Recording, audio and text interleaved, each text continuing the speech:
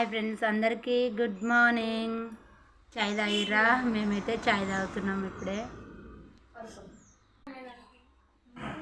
Ayyappa Baba, అయ్యప్పే